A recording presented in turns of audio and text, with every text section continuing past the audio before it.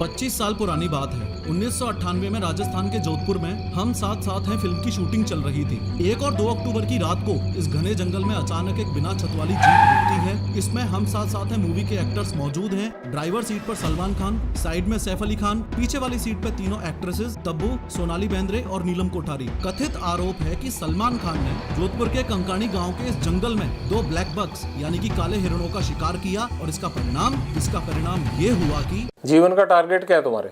लक्ष्य तो सर सलमान खान मारना जी, और कोई लक्ष्य नहीं है। आज 3D एनिमेशन की मदद से समझो कि जो सलमान खान 5 साल पहले ब्लैक बक पोचिंग केस की सफाई कुछ ऐसे देते थे। अब मैं चाहता हूं कि आज जनता के सामने एक बार ये बताएं कि आखिर किस्सा क्या था, हुआ। इस केस को लड़ेंगे मेरिट पर कोर्ट में और जीतेंगे कोर्ट में, क्योंकि सर केस ही नहीं है। आज उनके शुभचिंतकों की ये हालत कैसे हुई? मेरे सलमान भाई की तरफ से मैं माफी मांगती हूँ। मैं माफ कर दो भैया। मैं ये लो भाई, मैं सलमान खान की तरफ से मैं बिश्नोई समाज से माफी मांगती हूँ कि भैया माफ कर दो। और मोस्ट इम्पोर्टेंटली एक जेल में बंद बैठा हुआ गैंगस्टर लॉरेंस बिश्नोई आखिर कैसे सिद्धू मूसेवाला को जान से मरवा सकता है, कैसे इंडिया में 1000 प्लस शूटर से कनेक्टेड है और कैसे बैंकॉक और थाईलैंड तक इसकी गैंग्स फैली हुई हैं। लेकिन सबसे पहले ये समझते हैं कि लॉरेंस बिश्नोई एक स्टूडेंट से गैंगस्टर कैसे बन गए। बात 12 फरवरी 1993 की है। फिरोजपुर पंजाब के एक गांव में लॉरेंस का जन्म हुआ। लॉरेंस के पिताजी हरियाणा पुलिस में नौकरी करते थे और 1997 में रिटायर होकर खेती का काम संभालने लगे। 1 साल बाद अक्टूबर 1998 में अब लॉरेंस 5.5 साल का हो गया है और ऑब्वियसली उसे कोई अंदाजा भी नहीं है कि एलिजिडली जोधपुर में इस दौरान सलमान खान 2 ब्लैक बक्स का शिकार कर रहा है और 25 साल बाद इसी बॉलीवुड के भाईजान को मारना उसकी जिंदगी का इकलौता मकसद रह जाएगा। खैर 12th पास करके 2010 में Lawrence Bishnoi DAV college Chandigarh में लॉ में ग्रेजुएशन करने के लिए चला गया। रिपोर्ट्स ये भी कहती हैं कि 10वीं में लॉरेंस बिश्नोई एक लड़की को काफी पसंद करता था और 12th पास करते करते ये एक रिलेशनशिप में आ चुके थे। डीएवी कॉलेज चंडीगढ़ में लॉरेंस बिश्नोई ने अकेले नहीं बल्कि अपनी गर्लफ्रेंड के साथ ही एडमिशन लिया था आगे की पढ़ाई के लिए। कॉलेज में काफी पॉपुलर होने की वजह से लॉरेंस ने स्टूडेंट सिलेक्शन में खड़ा होने का डिसीजन लिया और अपनी party student organization of Punjab university यानी सोपू बनाई। इलेक्शन के दौरान लॉरेंस की मुलाकात हुई गोल्डी ब्रार से। ये वही गोल्डी ब्रार है जिसने सिद्धू मूसेवाला को मारने की जिम्मेदारी ली थी और पुलिस के अनुसार फिलहाल कनाडा में बैठे बैठे ही इंडिया में अपनी गैंग्स रन करता है। खैर काफी मेहनत के बाद भी लॉरेंस बिश्नोई ये इलेक्शंस हार गया और चूंकि अपोजिशन पार्टीज के बंदों के साथ उसकी दुश्मनी चलती ही रहती थी इसलिए उसने एक गन खरीद ली। लॉरेंस बिश्नोई की दुश्मनी कॉलेज में बढ़ती गई और जनवरी 2011 में धीरे धीरे इस दुश्मनी ने शूट आउट और गैंगवार का रूप ले लिया। इस शूट आउट की वजह से उस पर FIR हुई, लेकिन इस बात पे ध्यान दो कि रिपोर्ट्स ये भी हैं कि लॉरेंस बिश्नोई ने एक पक्के अपराधी का रूप तब लिया जब इसकी गर्लफ्रेंड को अपोजिशन पार्टी वालों ने जिंदा जला दिया। बस अब क्या था, लॉरेंस बिश्नोई की एंट्री दहशत की दुनिया में हो चुकी थी। बदला लेने के लिए उसने अपने कनेक्शंस बढ़ाने शुरू कर दिए। जाने माने क्रिमिनल्स जैसे जग्गू भगवानपुरी और रॉकी फैजिल्का के साथ उसने हाथ मिला लिया। वो कांड करता, पकड़ा जाता, जेल जाता और कनेक्शंस की मदद से छूट जाता। ये होता रहा, लेकिन एक दिन राजस्थान पुलिस के साथ शूट आउट में उसे धर दबोचा गया और जयपुर में स्थित जवाहर सर्किल पुलिस थाने में बंद कर दिया गया। तब से लेके आज तक लॉरेंस बिश्नोई का अलग अलग जेलों में ट्रांसफर किया जाता रहा है, लेकिन है वो पुलिस की गिरफ्त में ही। अब इससे पहले आगे बढ़ के हम ये समझें कि लॉरेंस बिश्नोई जेल में बैठे बैठे सलमान खान को मारने की प्लानिंग कैसे कर रहा है। ज्यादा जरूरी ये समझना है कि सलमान खान की जान लेने के लिए वो इतना कमिटेड क्यों है। देखो लॉरेंस बिश्नोई, इसके सरनेम पे फोकस करो। बिश्नोई, 20 9। जी हाँ, ये बिश्नोई कम्युनिटी 20 और 9 यानी 29 नियम को फॉलो करती है। मान्यता यही है कि असली बिश्नोई वो ही है जो इन 29 रूल्स को फॉलो करता हो। इन 29 रूल्स में से कुछ रूल्स ये भी हैं कि दारू नहीं पीनी है, अमावस्या को व्रत रखना है, नीले कलर के कपड़े नहीं पहनने हैं, सुबह सूर्योदय होते ही नहाना है एंड मोस्ट इम्पोर्टेंटली जानवरों और पर्यावरण को सुरक्षित रखना है। इस 5वें पॉइंट की इंपोर्टेंस आप इस इमेज की मदद से भी समझो। एक बिश्नोई महिला एक हिरण को स्तनपान करवा रही है। ये ब्लैक बक्स आपके और मेरे लिए एनिमल्स हो सकते हैं, लेकिन बिश्नोई समाज के लिए पालतू और पूज्यनीय हैं। लोग इस बात के लिए बिश्नोइयों को प्रेज भी करते हैं। जब दुनिया को ग्लोबल वार्मिंग का ग मालूम नहीं था, सदियों से ये मेरा वैष्णवी समाज के लोगों ने पर्यावरण की रक्षा के लिए बलिदान दिए ये कम्युनिटी ब्लैक बक्स को बच्चों की तरह पालती है और दुखद तौर पर ऐसा कथित आरोप है कि सलमान खान ने इनके बच्चों का यानी काले हिरणों का शिकार किया है। बट वेट, क्या सलमान खान ने सच में शिकार किया था? चलो ब्लैक बक पोचिंग केस में आपको विटनेस साइड की स्टोरी दिखाता हूँ। बात राजस्थान के जोधपुर में कंकाणी गांव में 25 साल पहले 1998 में 1 और 2 अक्टूबर की मध्य रात्रि की है। छोगाराम जी को अचानक 2 गोलियां चलने की आवाज आती है। आज चांदनी रात है। मेरे को ठीक है। आपने सबको कोर्ट में पहचाना? लाइट में देखा था आपने? हाँ, लाइट में देखा। तो ये लाइट आज चांदनी रात थी। चांदनी रात थी। चांदनी रात थी। गोलियों की आवाज सुनकर छोगाराम जी बाकी लोगों को लेके लाठी डंडों के साथ मौकाए वारदात की जगह पर दौड़ के पहुंचे। वहां पहुंचते ही उन्हें जिप्सी दिखाई दी जिसमें 7 लोग बैठे हुए थे। मौके पे पहुंचते ही जैसे ही गांव वालों को वहां मरे हुए हिरण दिखाई दिए तो उन्हें इस बात का अंदाजा हो चुका था कि इन जिप्सी वालों ने इनका शिकार किया है। गुस्से में आके गाँव वालों ने लाठी डंडे बरसाने शुरू किए तो जिप्सी में बैठी लेडीज चिल्लाने लगी और ड्राइवर ने चिल्ला के उनको चुप करवाया। कुछ एलिजेड रिपोर्ट्स इतनी प्रिसाइज भी हैं कि तब्बू चिल्ला रही थी और सलमान खान उनको चुप रहने के लिए बोल रहे थे।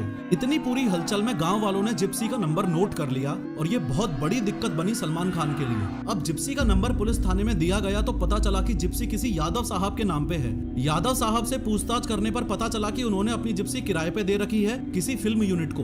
उन्होंने डिटेल में बताया कि जोधपुर के किसी पैलेस में एक फिल्म की शूटिंग चलते कुछ एक्टर्स रुके हुए हैं। उस फिल्म की टीम को ये जिप्सी किराए पे दी गई थी। पुलिस को अंदाजा लग चुका था कि शूटिंग तो फिलहाल हम साथ साथ हैं मूवी की चल रही है। फर्दर इंक्वायरी से पता चला कि जिप्सी की जिम्मेदारी हरीश दुलानी नामक व्यक्ति को दे रखी थी जो कि उसका ड्राइवर था।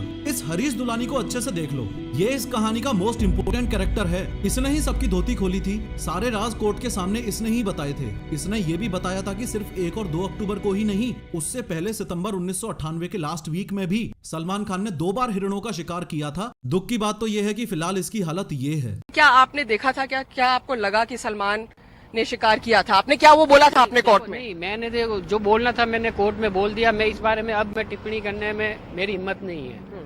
क्यों नहीं है? बस अब नहीं है, डर लगता है भाई। वो इसलिए क्योंकि इसके परिवार वालों को लगातार धमकियां तक मिली हैं। इसी समय आपको ये भी बताना चाहूंगा कि जीप में जो 7 लोग मौजूद थे उसमें जो पीछे 2 मेल्स बैठे थे उनमें से एक था ये हरीश दुलानी और दूसरा था दुष्यंत सिंह जो एज अ गाइड काम करता था उस होटल में जिस होटल में ये लोग रुके हुए थे। उसके बाद कई बार सलमान खान हियरिंग्स के लिए कोर्ट जाते रहे, जेल भी गए लेकिन बेल मिलती रही। लेकिन फाइनली 5 अप्रैल 2018 को सलमान खान को 5 साल की सजा सुना दी गई और 10,000 रुपए का जुर्माना लगा दिया गया। परंतु बिश्नोई कम्युनिटी जिस बात से आज तक नाराज है वो ये कि सलमान खान के जेल जाने के एग्जैक्ट 2 दिन बाद यानी 7 अप्रैल 2018 को सलमान खान को बेल मिल गई और केसेस यूं ही कोर्ट में घूमते रहे। ऐसे में गैंगस्टर लॉरेंस बिश्नोई कानून हाथ में लेने की ठान लेता है और पुलिस की जीप में बैठ के पुलिस वालों के सामने बोलता है, तो जब हम करेंगे तो पता लग ही जाएगा। सलमान खान का करेंगे, मारेंगे यही जोधपुर में मारेंगे तो पता लग जाएगा इनको। अभी तो मैंने कुछ किया ही नहीं, अभी नहीं मतलब कोई इन्वॉल्व कर रहे हैं। खैर फिलहाल लॉरेंस बिश्नोई तो जेल में बंद है लेकिन अपने राइट हैंड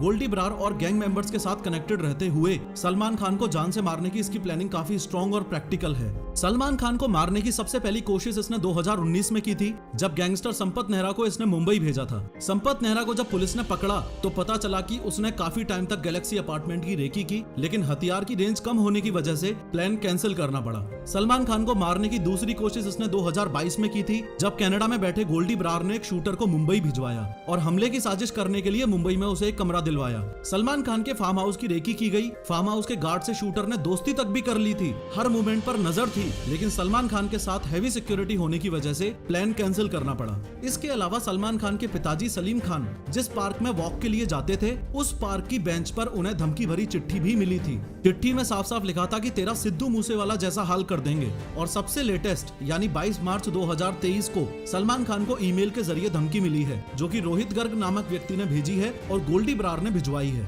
अगेन वही सेम बात लिखी है कि या तो माफी मांग ले या जान जाएगी। ये माफी मांगने वाला मसला ये है कि लॉरेंस बिश्नोई कहता है कि मैं सलमान खान की जान नहीं लूंगा, माफ कर दूंगा और यहाँ तक कि उसके पैर भी पकड़ लूंगा अगर सिर्फ और सिर्फ हम बिश्नोइयों के मुक्तिधाम मुकाम मंदिर में जाके वो माफी मांग ले तो कैसे आप माफी चाहते हैं?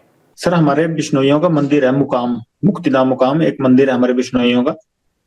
बस वहां जाके हमारे मंदिर में जाके माफी मांग ले। देखो ये है वो मुक्तिधाम मुकाम मंदिर जो कि राजस्थान में बीकानेर जोधपुर स्टेट हाईवे के पास स्थित है। खैर धमकियां मिलने के बाद गवर्नमेंट की तरफ से सलमान खान को Y+ सिक्योरिटी दे दी गई है। आर्म्स लाइसेंस के अंडर एक पर्सनल रिवॉल्वर उनके पास है और निसान की हाई सिक्योरिटी बुलेट प्रूफ गाड़ी पर अपग्रेड कर लिया गया है। Y+ सिक्योरिटी का मीनिंग है कि इसमें 11 सिक्योरिटी पर्सनल इन्वॉल्व होंगे, जिसमें से 2 PSOs यानी personal security officers rotational basis पे हर वक्त आसपास रहेंगे और 1 या 2 NSG कमांडोज भी रहेंगे। कहानी का तात्पर्य ये है कि सलमान खान माफी मांगने के लिए रेडी है नहीं और लॉरेंस बिश्नोई गैंगस्टर है तो उससे पीछे हटने की उम्मीद कर भी नहीं सकते। एलिजिडली जहां पे सलमान खान ने ब्लैक बक्स को मारा था वहां बिश्नोई समाज ने ऐसा स्मारक बनवा दिया है। और लॉरेंस बिश्नोई के व्यक्तित्व का दूसरा पहलू ये भी है कि कथित तौर पर वो एक देश प्रेमी है। जब छोटा था तो गाँव में बच्चों को नशा करने से रोकता था। गांव के बच्चे को नशा करने के लिए वो बहुत रोकता था, कोई गलत काम करने के लिए रोकता था। एक उसका बोलने का ढंग बहुत अच्छा था। शहीद भगत सिंह को अपना रोल मॉडल मानता है और कहता है कि अगर जेल से छूट गया तो गायों की सेवा करेगा। कभी बाहर आए तो गौशाला बनाएंगे, गायों की सेवा करेंगे और कोई एजेंडा नहीं है बाहर। फिलहाल हम सब के लिए जरूरी बात यह है कि लॉरेंस बिश्नोई जैसे गैंगस्टर्स के क्राइम्स को ग्लोरीफाई ना किया जाए और देश का यूथ इस दिशा में ना बढ़े। और दूसरी सोचने वाली बात यह है कि हमारा सिस्टम इतना ज्यादा फ्लॉड है कि पुलिस की निगरानी में जेल में बैठे बैठे ही लॉरेंस बिश्नोई अपनी पूरी गैंग्स के साथ कनेक्टेड है, क्राइम्स करता जा रहा है और उसके शब्दों में कुछ इस तरीके से घपले हो रहे हैं। फोन कैसे आ जाता है अंदर? बाकी साथियों के पास भी है, आपके सबके पास फोन ना? नहीं, फोन सर दीवार के ऊपर से फिंकवा लेते हैं जी। रुको, मैंने इस वीडियो में एक्सप्लेन किया है कि आजकल यंग इंडियंस में हार्ट अटैक्स क्यों आ रहे हैं, जरूर देखो।